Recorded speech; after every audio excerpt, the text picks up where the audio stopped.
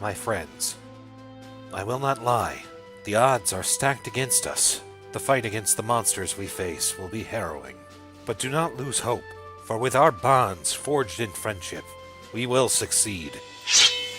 We fight onwards to victory! Ugh.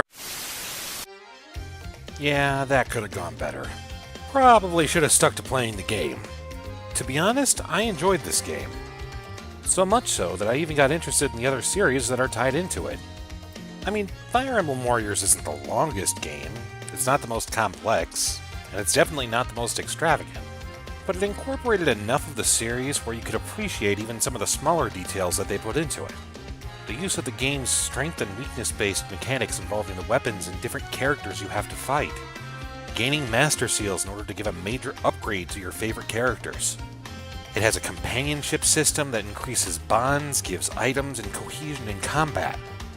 Plus, it leads to some interesting dialogue between the characters when you max out their ranks.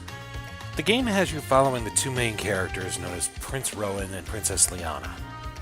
The two are the next in line for the Kingdom of Aetolis, and neither of them are really wanting to rule. As the two are trading against the envoy, Prince Darius from the nearby kingdom, well, monsters show up and ruin everybody's day. When fighting breaks out into the kingdom, the twins notice that their mother is in danger, so they go to her rescue. Which is actually a nice segue into the tutorial for the game. It teaches you basic combat and how to swing your sword in heavy and light strikes to create combos. Despite your progress, however, you are separated from your mother and have to flee the kingdom in order to find help. From that point forward, you're trying to put together the Fire Emblem and put together a party of adventurers in order to defeat whatever evil brought chaos to Aetolis. You gather heroes from Fire Emblem Awakenings, Fire Emblem Fates, and the original Fire Emblem itself. This is done mostly in the story mode and its main chapters, which you can clear by yourself or play in multiplayer. Each map is a tactical grid, which has several forts and objectives for you to take.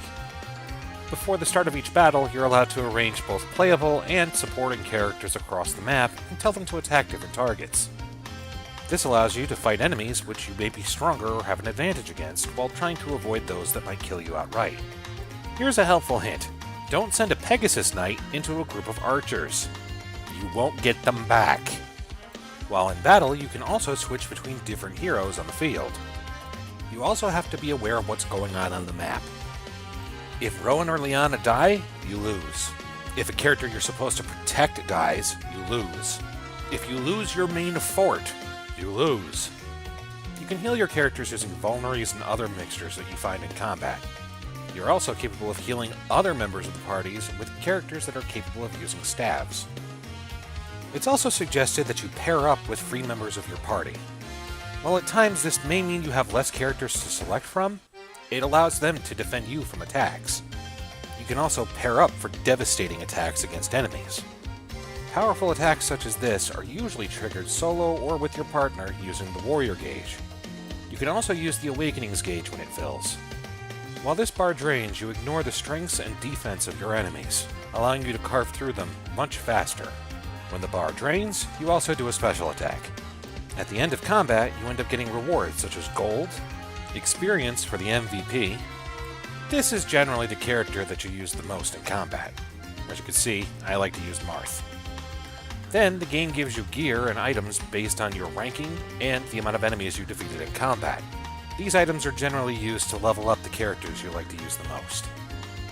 The support level of each character also goes up based on the amount of times that they fight together in combat. Doing so gives you special items that you only get linked to those characters. I would suggest using these to upgrade the characters you like the most first.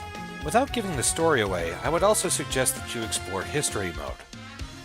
This provides different scenarios linked to the other Fire Emblem games. They're not 100% historically accurate, but they're fun to go through. These scenarios also provide additional items and rewards. As for upgrading your characters, you're going to end up using weapons and upgrading your characters using a seal system. Those items you get from different enemies are used as prerequisites to try and upgrade your character's seals. These are used for both offensive and defensive qualities. You don't have to be too intensive while going through the main storyline, but you are going to need to upgrade these if you plan on going into harder difficulties. This game boasts both a hard mode and, once you clear the main story, a ludicrous mode. So be prepared to grind some levels. Thankfully, there's a training option that allows you to level your characters using gold to catch up to the highest level character you have leveled.